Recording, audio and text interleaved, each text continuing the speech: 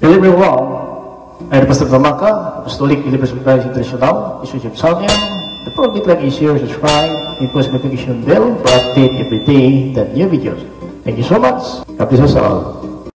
Magandang umaga po sa lahat mga viewers natin dito po sa YouTube channel, sa Facebook. Maraming kapayapaan at habag diyan ng Diyos ay sabay sa atin sa magitan ng ating Panginoon Hesus Kristo. Ito po yung lingkod, Pastor Gamaka, Apostolic Believers of Christ International. Mga kapatid, sa oras na ito ay una sa lahat magpasalamat tayo sa Panginoon sa kanyang kabutihan, dahil ang Diyos napakabuti po sa atin. Sa bawat araw tayo po ay nagabayan ng Diyos sa ating mga lakad, saan tayo paroroon. Ang sabi ng Panginoon sa Psalms 91 verse 11, magpauna ko na anghel sa unahan mo upang ingatan ka sa daan. So yan mga kapatid, sinabi ng Panginoon, dahil po alam ng Diyos na kapag wala siya, wala po tayong magawa. Now sa bawat araw, oras, seconds, minuto, may mga sakuna po na mangyayari sa limutan. Mayroon mga trahedya mga kapatid na ito ay kumakalas ng buhay ng tao. So natin alam, seconds lang po mga kapatid ay mangyari talaga ang dapat mangyari. Now, walang pangyari sa libutan mga kapatid na hindi po pinutulutan ng Panginoon. Ayon po sa mga pananggoy, kung Limitation chapter 3 verse 37, na walang pangyayari dito sa lupa, mabuti o masama, na hindi po pinutulutan. So pinutulutan ng Panginoon, para ng Panginoon safety po tayo. Dahil ang sakuna mga kapatid at ang mga pangyayari po na hindi po nakakabuti dito sa lupa ay ang mga tao lang po na sabihin natin dadaanan ang mga sakuna na wala halos mga kapatid. Tingnan natin napaka ano po na pangyayari. So sabihin natin ang mga pangyayari hindi natin masikmura o hindi natin kapaniwalaan, na kumakalas talaga ng buhay ng tao, tulad ng landslide na kumalas po ng 70, mahigit po 70 ang namatay po sa Mako kung Davao de Oro diyan po sa Masara. Now sa isang gistap mata dumating po ang trahedya na hindi nasahan po na mga tao doon sa lugar ng Mako kung Masara, Davao de Oro. Now mga kapatid, ang Biblia nagpapatunay na sinabi po sa Proverbs in chapter 24 verse 16 na ang matuwid kapag nabuwal ng 7 beses makatayo pa rin, ngunit ang masama kapag nabuwal ay hindi makabangon. Now kung tingnan natin mga kapatid ang sistema ng Masara kung Mako, Davao de Oro, mayroon 3 taon na bata na 3 araw na siya nakalibing pero buhay pa rin. May mga matanda mga kapatid na nakalibing doon, napatay na talaga, at mayroon pa rin na rescue na kahit na po nakalibing ang kalahati ng katawan, buhay pa rin. Dahil po ang Diyos po kaya po niya tayo iligtas sa mga sakuna na mga pangyayari, pero mangyari talaga dahil alam ng Diyos na sa lugar na yon kailangan na po mayroon pong mawala doon sa lugar na yon, kasi alam ng Diyos po ang pamuhay ng tao. Now kailangan mangyari yon para ang tao naman mabulat ang mata na nakatulong na po. Na minsan kasi mga kapatid, ang pamuhay ng tao ay nakapokus na po sa bagay ng salimutan. Binabaliwala na po natin ang salita ng Diyos na ito po yung makapagbigay sa atin ng buhay na walang hanggan. Kaya ang kapahamakan mga kapatid darating talaga sa atin dahil na rin sa atin pamuhay na hindi po kalugod-lugod sa Panginoon. Na ang bata na 3 araw nakalibing kung 24 hours, pero buhay, nakuha po siya ng buhay dahil alam ng Diyos na yung bata na yon hindi dapat siya madali kung masali sa mga kaluluwa doon na dapat talang lipunin. So yan po isang basihan na Biblia, totoo talaga na yung mga na-rescue doon na sabihin natin nakalibing na ang kalahati ng katawan, buhay pa rin, dahil po walang imposible sa Diyos. Walang imposible sa Diyos. Pero po natin natulad yung namatay doon, na makasalanan po sila, pero alam ng Diyos kung bakit sila namatay ng trahedya na yon. Kasi ang sabi ng Biblia talaga sa Proverbs 24 verse 16 na ang matuwid kapag nabuwal ay makabangon pa rin. Now, ang dami po doon na libing at mayroon din nakasurvive dahil po na, mga kapatid, alam ng Diyos na yung nakasurvive doon, dapat pa silang mabuhay. Bakit dapat po mabuhay? Alam ng Diyos na hindi po nakapahamak po ang pamuhay nila. Pero kapag nakapahamak po ang pamuhay natin sa limutan, madali tayong kitlingin ng Diyos. Ang sabi po ni Psalmist David sa Psalms 55:23, Panginoon, ihulog mo sila sa hukay ng mga masama at makasalanan ng mga tao na hindi padarating ng kalahati ang kanilang mga taon. Now, sa Biblia mga kapatid, alam po natin sa Psalms 90 verse 10 na ang buhay ng tao 70 taon o kung malakas pa, abot pa ng 80 taon. Now, yun nakalibing doon. 8 taon na ba talaga sila? 70 taon? 80 taon na ba sila nakalibing doon?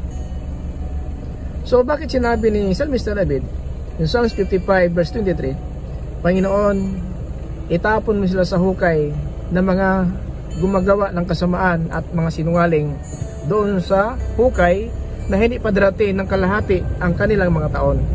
Huwag mong sabihin, itong mga bata na isinilang na hindi abot 1 taon, patay na. Hindi po yung tinutukoy. Kasi yung sinabi ni Psalmist David, mga mamatay tao. Paano papatay yung kalahating taon pa lang ang bata? Kasi ang sabi ni Psalmist David, hindi mga lahati ng kanilang mga taon. So ang maximum 70 years to 80 years. Now itong nangyari sa Masara kung Mako, Davao de Oro, alam po natin sa mga balita, mas marami po ang hindi nakasurvive at namatay talaga dahil po sa lalim ng lupa na nakatabo doon sa lugar ng Masara kung Mako, Davao de Oro.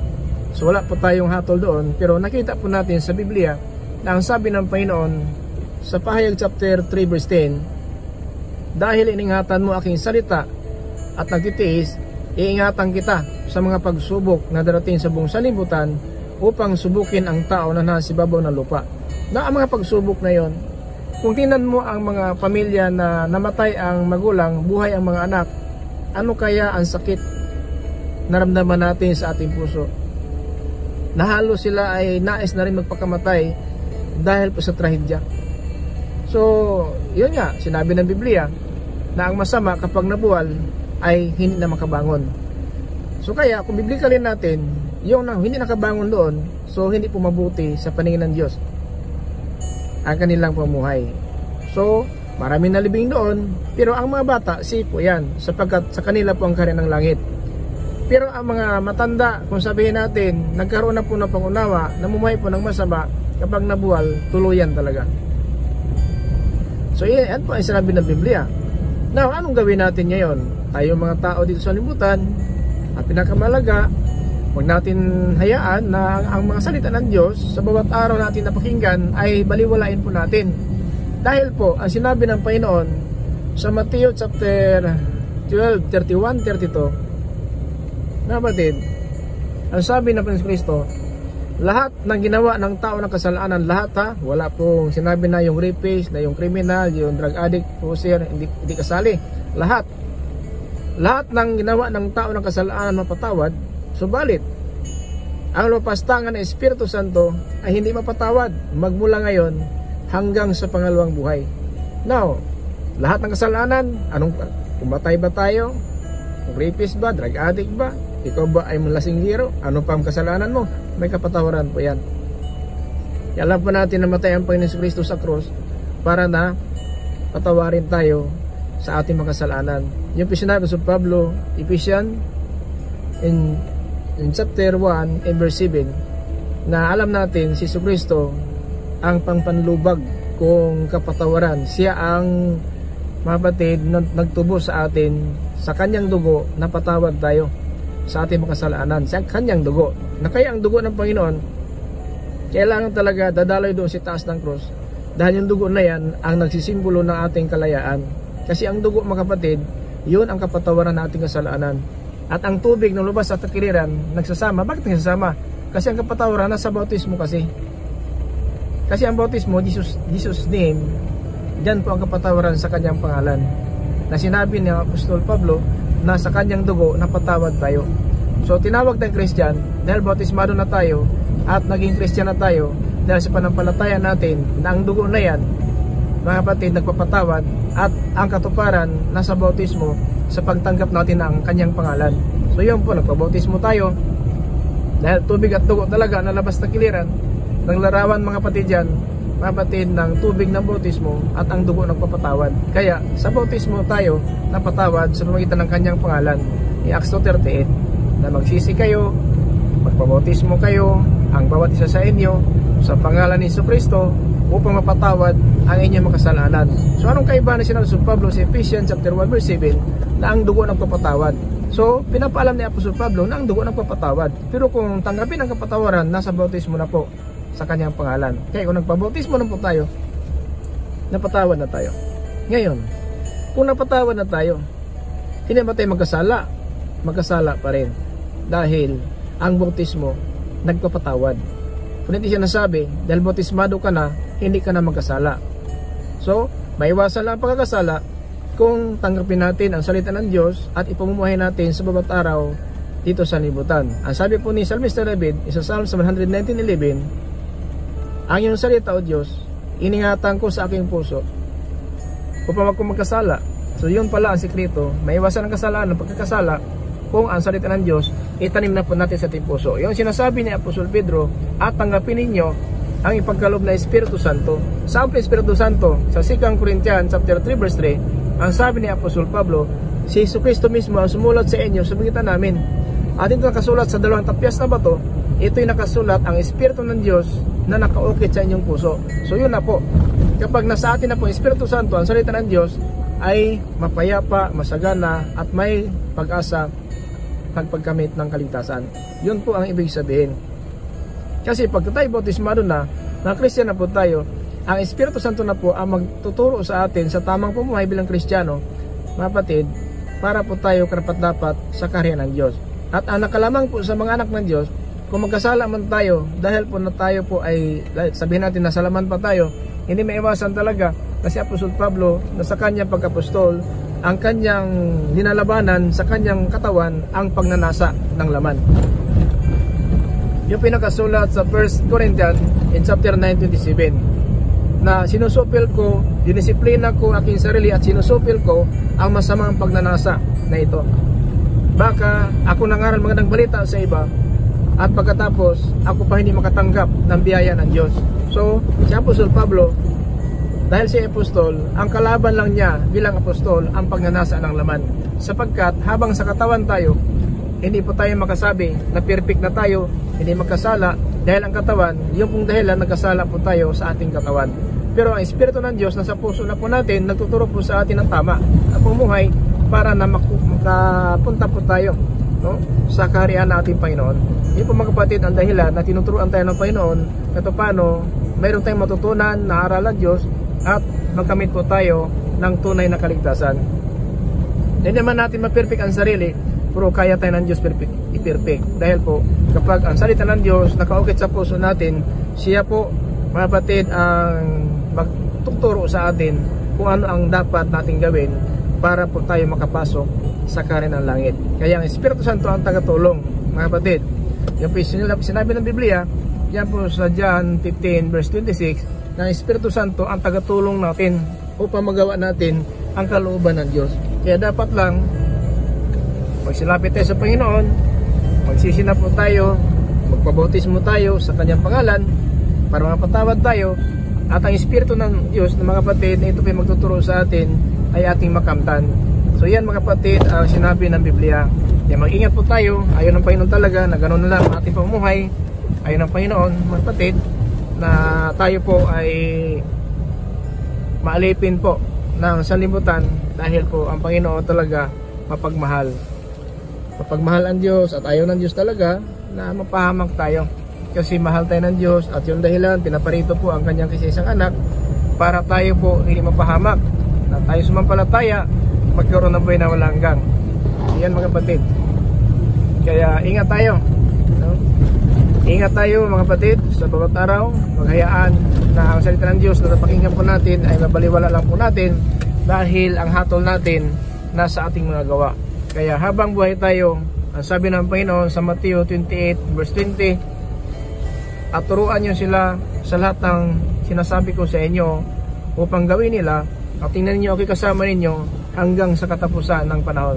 So hanggang nabuhay tayo sa limutan, hindi pati pabayaan ng Diyos Ama, dahil alam niya na tayo po ng mga anak ay nangailangan tayo ng kanyang saklolo, at pimiling tayo sa ating Ama kung ano ating pangailangan, sapagkat yun lang po madali malapitan natin na Ama natin bilang mga magulang dito sa lupa, para mabigyan tayo ng ating mga pangailangan. Ganon din ating Ama sa langit, na kung ating Ama na minsan po masama ay nakapagbigay po sa ating pangailangan, ano pa kaya ang Diyos na sa langit na mas mapagmahal sa atin, mga kapatid, bilang mga anak ng Diyos. Kaya wag natin sayangin ang pagkataon. Kailangan na po gawin natin ang narapat na pamuhay. Wag natin hayaan na itong pamuhay natin ngayon ay maging salungat tayo sa kalooban ng Diyos, dahil ayaw ng Diyos talaga na parusa po ating kantungan. Kasi ang Panginoon po nagpakumbaba hanggang sa mga panahon na ito, ay pasasulat ni Apostol Pedro sa 2 Peter chapter 3:15, mga kapatid, na alam natin na ang Panginoon hindi pa mababalik upang bigyan ng tao ng pagkataon maligtas. So hindi pa siya mababalik dahil po ang ating pamumuhay hindi pa karapat-dapat. Marami pa tayong mga something sa ating pamumuhay na alam naman na sana natin ang kalooban ng Diyos, subalit naalipin pa rin tayo sa ating sariling na pagnanasa ng laman, kasi yun po ang pinakakalaban natin. Kahit Christian tayo, pastor, pari, tagapagturo, manampalataya, ang pagnanasa ng laman hindi po maiwasan dahil nasa laman pa po tayo. Pero ayaw po ng Espiritu na yung ating makalaman na pamumuhay ay pagbigyan natin. Sinasalungat tayo ng Espiritu, ibig sabihin nais natin magnanasa, pero ang sabi ng Biblia, huwag mong pagnanasaan ang iyong kapwa at ang asawa na iyong kapwa at ang mga bagay na iyong kapwa, mga hayop na iyong kapwa. Yan po ang pansapong utos sa Exodus chapter 20 verse 17. So bawal magnanasa kasi sa 10 utos nakapasok po yan. Huwag mong pagnasaan ang mga bagay na sa kapwa mo, asawa ng kapwa mo, o ito'y alipin ng kapwa mo, mga hayop ng kapwa mo, anumang bagay na sa kapwa mo, huwag mong pagnanasaan. So sa 10 utos yan, bawal magnanasa.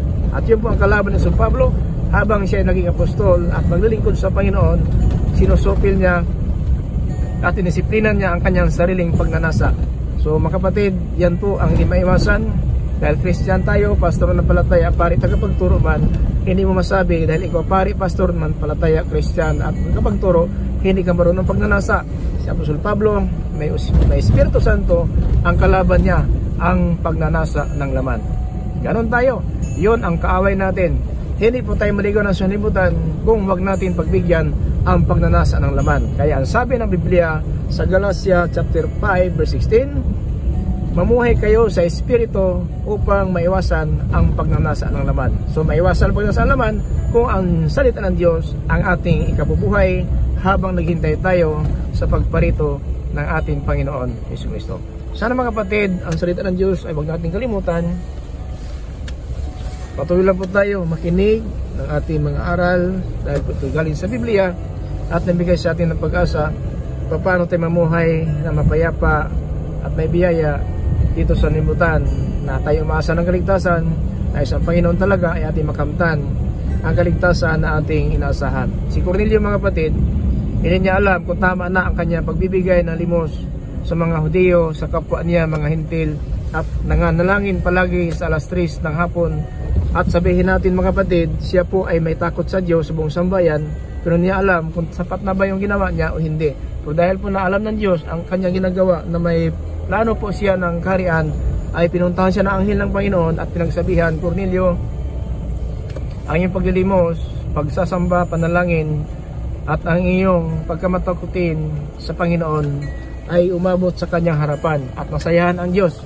So dahil nasayahan ang Diyos sa ating pamuhay, siya hanap ng paraan na ang kaligtasan ay ating makamtan. Ganun po tayo mga kapatid, no? Huwag natin hayaan na ating pumahay ngayon sa salimutan na ito ay kasukailan, at mga kapatid, maging makasalanan po tayo sapagkat kaaway ng Diyos ang mga gumagawa ng kasalanan. Yan mga kapatid, no? Kaaway talaga ng Diyos ang gumagawa ng kasalanan. Kasi ang kasalanan, paglabag ng kautusan. So kung labagin natin ng kautusan, magkasala po tayo. At dahil diyan, maging kampon tayo ng dyablo mga kapatid. 1 John chapter 3 verse 4 na ang lahat ng labag ng kautusan ay kasalanan, dahil ang kasalanan paglabag ng kautusan. So kung labagin natin utos ng Diyos, ay maging makasalanan po tayo. And sa 1 John chapter 3 verse 8, at ang makasalanan ay kampo ng diablo.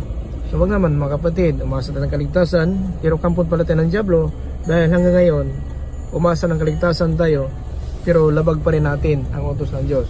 So wag sana mga kapatid, ganun po ang pumuhay natin, dahil mahalaga po ang buhay natin sa Panginoon. At mahalaga ang buhay natin sa Panginoon, tinuturuan po tayo na rapat na pamuhay para po ang hatol mga kapatid ng parusa ang hindi natin makamtan, kundi ang kalayaan mga kapatid ay ating makamtan sa araw ng paghuhukom. Harap natin sa hukuman, pero malaya po tayo dahil po mga kapatid napatawad na tayo sa ating kasalanan. Na si Cornelio, kung tingnan natin ang history ni Cornelio, yan mga kapatid, kuha natin ng isang halimbawa. Na si Cornelio mga kapatid, isang taong matuwid, siya ay nagbibigay ng limos, palagi pong nagsasamba at may takot sa Panginoon ang buong niyang sambayan. Now, dahil po sa ginawa ni Cornelio, sa kanyang pagbibigay ng limos, panalangin, pagkamatakutin sa Diyos, namuhay ng matuwid, ay nais ang Panginoon na makamtan talaga niya ang kanyang nais, sapagkat kapag bumati ng katuwiran, tayo po ay naging masunurin sa Panginoon, mayroon tayong mga kapatid plano sa buhay natin na nais natin na magkaroon ng kaligtasan. Yun po mga kapatid ang kalagayan natin.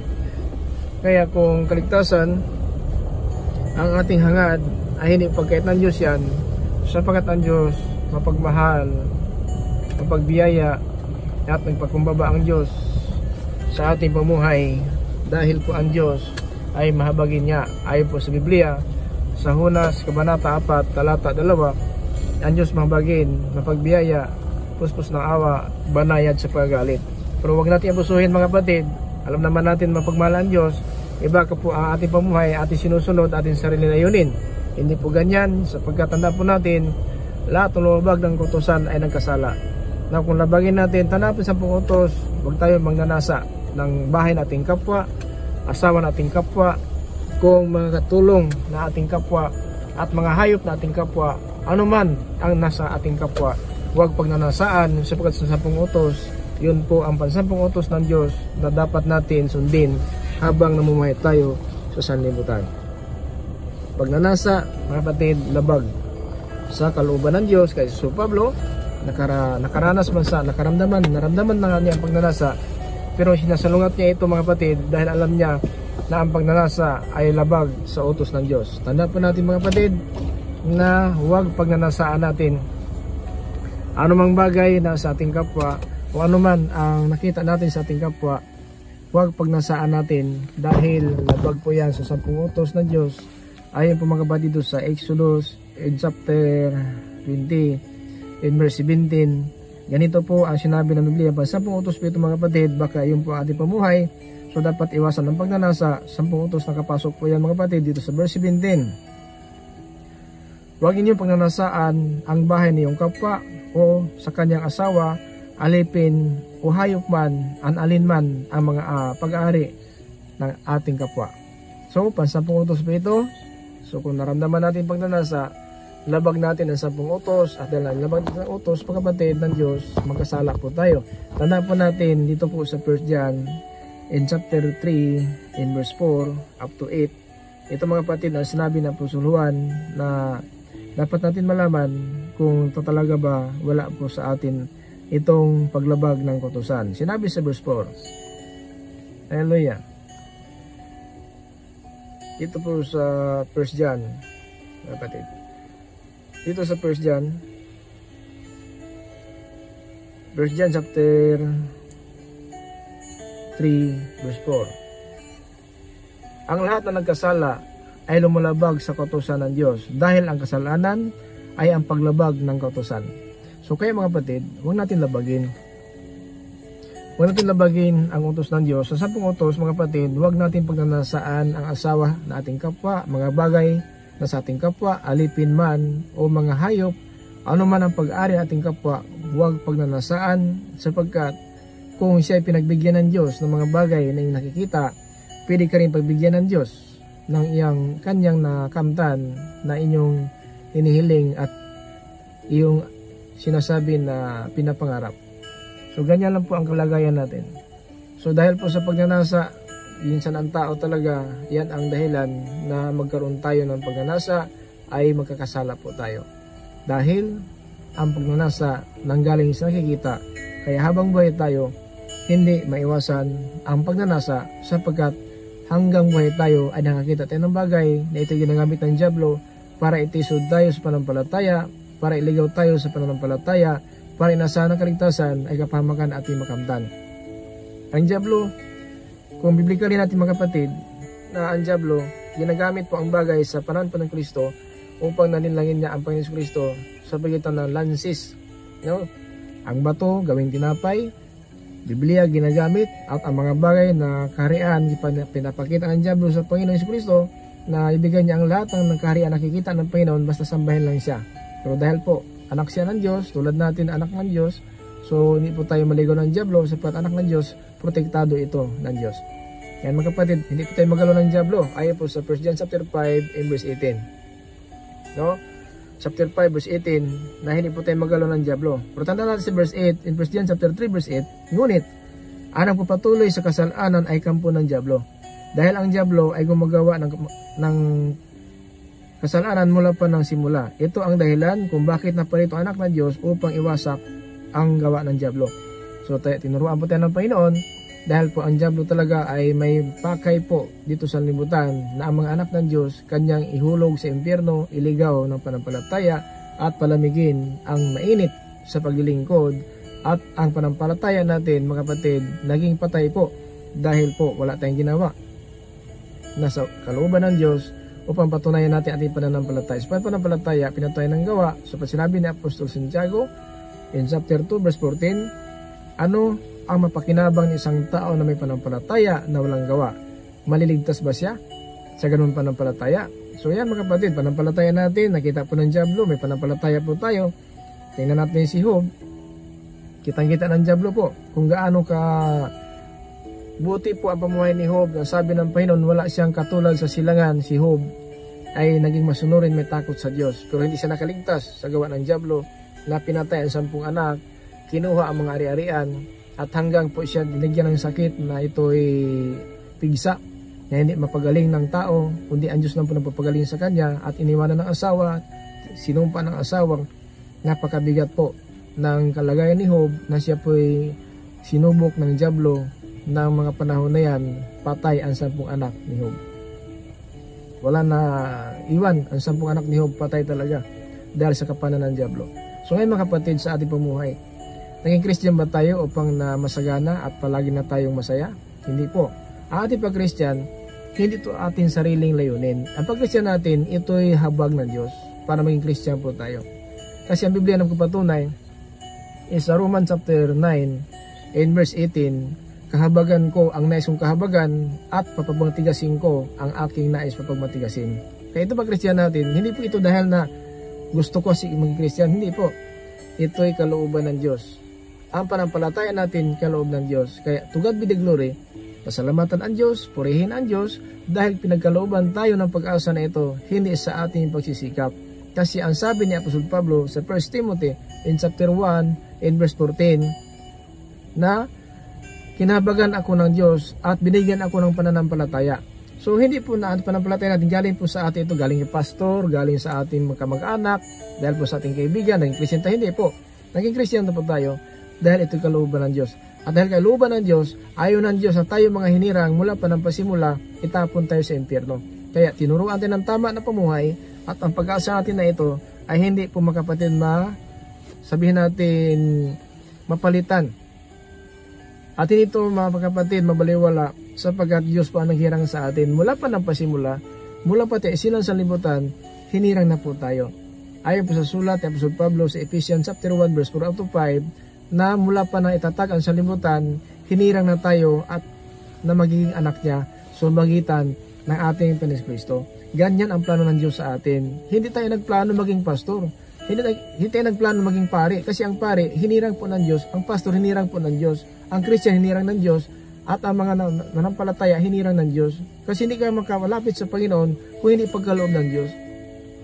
Ang sabi ng Panginoon Kristo, wala makalapit sa akin kung hindi siya pinuntulutan ng aking Ama.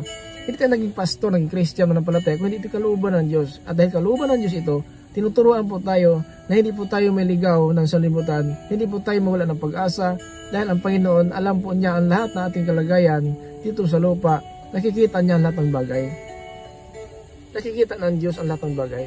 Nakikita ng Diyos ating paghihirap. Nakita ng Diyos ang kabigat na ating pinapasaan niya suliranin. Kitang-kita ng Diyos na dalawang isip na po tayo. Kitang-kita po ng Diyos na tayo po may pagdalawang isip na po. At mayroon na tayong panampalataya na unti-unti nang namatay sa paningin ng Diyos.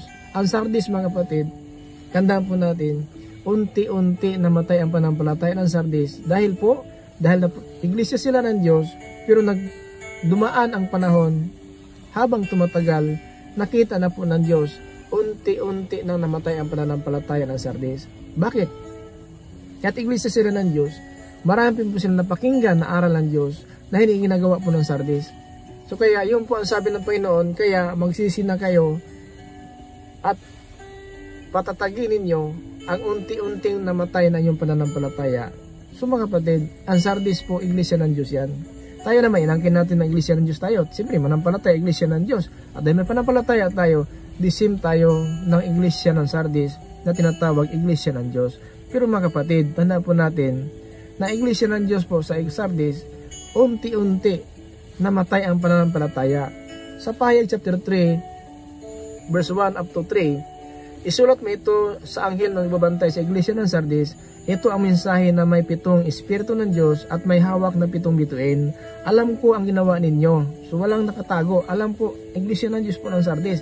Marami nagsasabi na buhay ang panampalataya ninyo sa akin. Ngunit ang totoo, para kayong patay. So akala ng tao, pastor, Christian, manampalataya. Kasi islantad po sa ating pag-Christian, sa ating pagkapastor, panampalataya, kitang-kita po ng sanlibutan. Kaya ang sabi nila, buhay na buhay tayo sapagkat, praise the hallelujah, amen, sa pagsamba.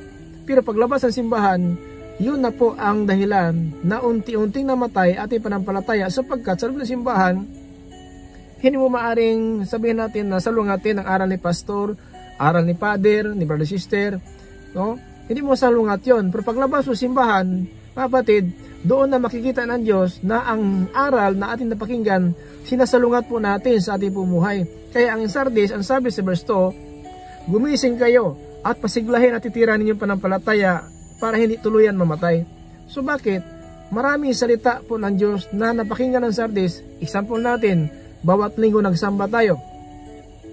Araw-araw tayo nanalangin. Pero mayroon tayong ginagawa na labag sa kalooban ng Diyos. Ibig sabihin, pero ang salita na pakinggan natin, hindi natin nagagawa. Yun ang dahilan ng Sardis na kahit sila iglesia ng Diyos, manampalataya, ibig sabihin, pero unti-unti namatay ang pananampalataya. Kasi ang sinabi dito mga batid, hallelujah, dahil nakita ko na inyong magawa, hindi ganap sa paningin ng aking Diyos. Verse 3. Sa Pahayag chapter 3 verse 3, kaya alalahanin ninyo ang mga aral na tinatanggap ninyo at sundin ninyo ito ayon at pagsisihan ninyo ang inyong makasalanan. Kung hindi, kagugising, darating ako na sa oras hindi mo inanasahan tulad ng isang mga nakaw na hindi mo nalalaman ang oras ng kanyang pagdating. Ganon ang ating buhay. Mamaya walang alam, wala na po tayo. Bukas wala na po tayo. Sunod na linggo wala na po tayo. Sunod na buwan wala na po tayo. O taon pa man wala na po tayo. Pero ayaw ng Diyos, dahil tayo manampalataya, namamatay tayo, napatay pala ating panampalataya. Inasahan ng ibang tao, nasa langit na po ang kanyang kaluluwa kasi pastor yon, kasi Christian yon, dahil pare yon, tagapagturo yon. Hindi po ba siya mga kapatid, na dahil po siya pare, pastor, manampalataya at Christian at namatay, sabihin natin, nasa langit na siya ngayon. Bakit? Kahit kung sabihin natin, makita ng tao buhay na buhay ang panampalataya, abis, ito po ay nakasulat sa verse 1. No? Ang sabi dito, marami ang nagsasabi na buhay ang inyong panampalataya. Marami nagsasabi. Ibig sabihin, nakita ng sanlibutan, nakita ng ating kapwa, tayo pastor, Christian mananampalataya. Pero hindi nila alam na sa paningin ng Diyos, patay na pala tayo. Patay pala sila. Bakit?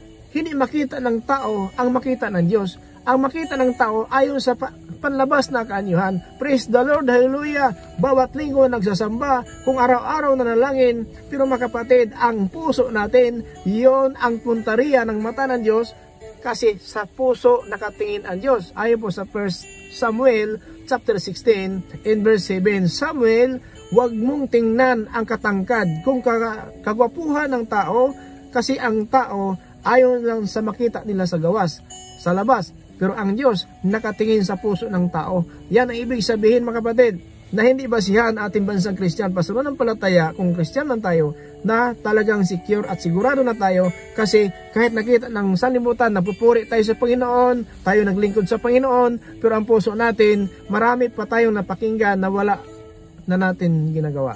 At dahil dyan, unti-unti namatay ang ating pananampalataya, dahil sabi ni Santiago, patay ang pananampalataya na walang kasamang gawa. Ito nangyari na iglesia ng Sardis. Kapatid, paalala lang po, madaling bansagan tayong Christian, madaling angkinin tayo Christian, madaling angkinin tayo mananampalataya, madaling angkinin tayo pastor, pari, matagapagturo. Kung mga kapatid, hindi basihan yan na talagang sa mata ng Diyos maaasahan ang kaligtasan, sapagkat ang Sardis, iglesia ito ng Diyos. Ang ibig sabihin, mananampalataya itong mga tao na ito doon sa Sardis. Mananampalataya kasi ang sinabi ng Sir Pablo sa 1 Timothy chapter 3 verse 15, na kung maantala man ako sa pagdating, ikaw ang bahala sa mga anak ng Diyos dito sa iglesia ng Diyos, sapagkat ang iglesia ng Diyos, tayo po mananampalataya. No? Meaning to say, na hindi simbahan, hindi relihiyon ang iglesia ng Diyos, lahat na mga manampalataya sa Diyos, iglesia sila ng Diyos. Tulad natin, walang relihiyon, discrimination natin. Anong klaseng relihiyon? Pareha lang tayo may pag-asa ng kaligtasan. Basta, sumunod lang tayo sa lagda, sumunod tayo sa Biblia, kung ano ang nakasulat sa Biblia, yan ang gawin natin. Sapagkat ang sinabi Biblia, ayon po sa chapter 1 verse 3, mapalad ang nagbasa sa aklat ng propesiya, nakikinig at gumagawa, sapagkat malapit na ang panahon. So yan mga kapatid, ang mensahe ng Diyos para po sa atin. Sana nakatulong po ito sa ating bawat isa. Ito ay salita ng Diyos. Dapat natin tanggapin ang katotohanan. Hanggang ngayon, sinabi natin may panampalataya tayo, at sinabi ng ibang tao, Christian ito, pastor ng palataya, pari tagapagturo ito. Pero mga kapatid, hindi basihan na ang nakita ng tao ay disim sa pagtingin ng Diyos. Sapagkat ang Diyos nakatingin sa puso, ang tao nakita ang panlabas, nagpupuri, tayo po yung sabihin natin, nagpipreach tayo ng salita ng Diyos. Pero kahit tayo nagtuturo nga, ang sabi sa Pablo, nagtuturo ka sa iba, pero ang sarili mo, hindi mo tinuturuan. So meaning, hindi lang nag-angkit pastor kaysa mananampalataya kung sila ay tagapagturo sa salita ng Diyos, ay karapat-dapat sa kanilang langit. Ang tumutupad lang ng salita ng Diyos na ating Ama na nasa langit. City 21 sa Mateo. So maraming salamat mga kapatid. Sana po nagkatulong po ito sa atin, bawat isa. Kasi mga kapatid, hindi pa huli ang lahat. Habang buhay pa tayo, may pag-asa. Sa Ecclesiastes kung mangaral, Kabanata 9, talata 4, habang buhay ang tao may pag-asa. At may kasabihan, mabuti pa ang buhay na aso kaysa patay na leon. Kasi ang aso, kahit kung matapang pa ang leon sa aso, kung patay na ang leon, hindi ka na maaaring masaktan. Pero ang asong buhay, kahit aso lang siya sa iyong pagtingin, pero kayang kagatin ka pa, at kung may laso niyan, mari ka na magkarabis at magkaroon ka ng sakit. Tulad ng tao, habang buhay may pag-asa, kahit na kung anong pagkakasalanan natin, pero ayaw ng Diyos na doon tayo mamatay sa ating pagkakasalanan, na isang Diyos, magbalik tayo sa kanyang paanan. Magbalik tayo sa Panginoon. Mga kapatid, ayon po sa Gawa, Kabanata 17, talata 3 po, pinalagpas lang ng Diyos ang katigasan ng ating puso at isipan. Subalit ngayon, nagyaya ang Diyos, saan ako ng daigdig? Saan tayo nakatira ngayon? Pilipino ka ba? Japanese ka ba? Ikaw ba Amerikano? Ikaw ba Chinese? Indonesian? O ikaw ba talaga ay sabihin natin European? O ikaw ba Russian? Asian? O ikaw ba ay sabihin natin Rokinians? Kahit anong lahi, saan ako ng daigdig? Magsisi na tayo. Talikuran natin ating masamang pamuhay, magbalik loob tayo sa Panginoon. Dahil hindi pa huli ang lahat. Habang buhay pa tayo, may pag-asa. Sana mga kapatid, nakatulong po sa atin ang mensahe na ito. Huwag natin hayaan ito masayang lamang. Tandaan po natin ang Mateo 12, 31-32. Ang sabi ng Biblia, lahat ng kasalanan ng tao mapatawad. Pero ang lumapastangan ng Espiritu Santo, itong salita ng Diyos na napakinggan natin, kung baliwalain mo ito, ito ang hatol natin. Sapat sinabi po sa John chapter 12 verse 47, 48, na ang hatol sa atin, itong salita ng Diyos na ating napakinggan sa huling araw. So, wala tayong magawa sapagkat lahat nakikita ng Diyos ayon po sa Proverbs chapter 5:21, lahat nakita ng Diyos sa aman tayo paroroon, anong ginawa natin, alam po ng Diyos. At sa araw ng hatol, mananagot tayo ayon sa ating pumuhay. So sa limutan, isa 2 Corinthians chapter 5 and verse 10. So harap tayo sa hukuman ng Kristo, tatanggap tayo ayon sa ating gawa dito sa limutan, mabuti at masama, habang buhay pa tayo sa salimutan na ito. So sana mga kapatid, huwag natin sayangin na ang mensahe din na ito. Tanaw na si Cornelio, na buhay ng matuwid, may takot sa Diyos, at siya po ay nagbibigay ng limos. Mga kapatid, nakita po ng Diyos yan at nasayahan ang Diyos, at dahil dyan, pinapunta ang anghel po kay Cornelio, ayon po sa Gawa chapter 13 verse 1 up to 5, din sa 48, bautismo lang ang kulang ni Cornelio. So kung wala pa tayong bautismo, may panampalataya tayo, kung dapat matupad ang kasulatan, he who believe it is baptized will be saved. So as mampalataya ng bautismo, maliligtas. So kung gusto natin kaligtasan, dahil may panampalataya ka na, magpabautismo tayo sa pangalan ni Kristo para mapatawad tayo, at ang Espiritu Santo ay ibigay ng Diyos na siya magtuturo sa atin sa bawat araw na pumuhay, karapat-dapat, huwag tayo maging sukail at makamtan natin ang buhay na walang hanggan. Maraming salamat po sa oras nito. Manalangin po tayo sa ating paghiwalay. Banal namin ang mga Panginoon, maraming salamat po sa iyong salita, sa biyaya ng Panginoon sa araw na ito. Ito, Panginoon, ay binigyan mo ng pagkataon ng iyong salita, mapalagat sa buong sanlibutan. Panginoon, lahat po na may signal, mag-like, mag-share nito, Panginoon.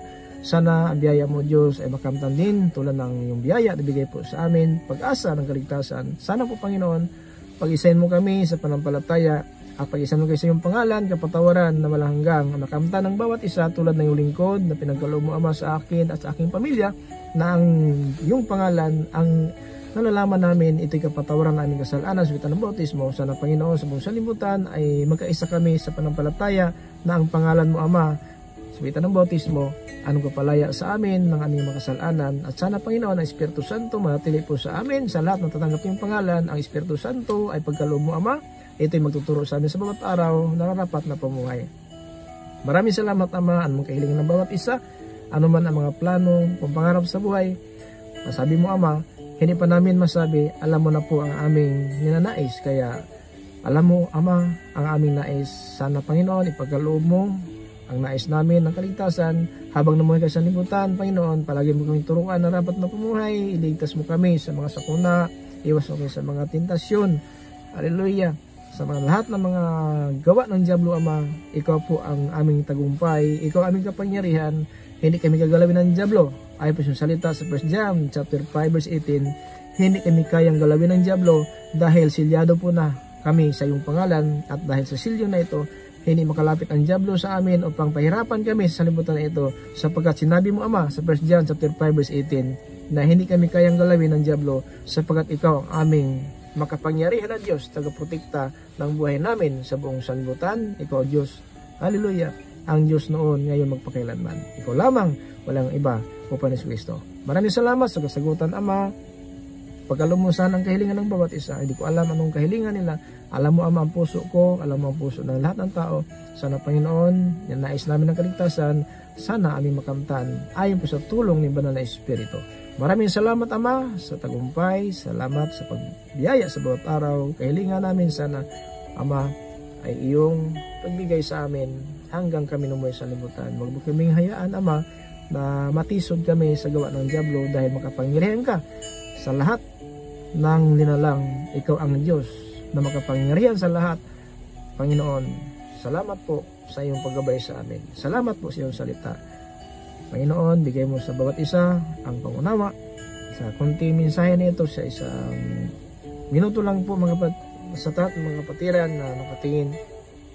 Panginoon, bigyan mo ng buwang sa bawat puso at isipan na iyong salita na hindi masayang. Panginoon, ito ay magbigay sa amin ng kalayaan sa araw ng paghukom. Punta kami sa iyong kaharian ayon po sa iyong pag-ibig at iyong nais na lahat ng tao ay maligtas. Maraming salamat, Panginoon, po rin ka magpakailanman at Kristo ang pagligtas. Amen. Amen.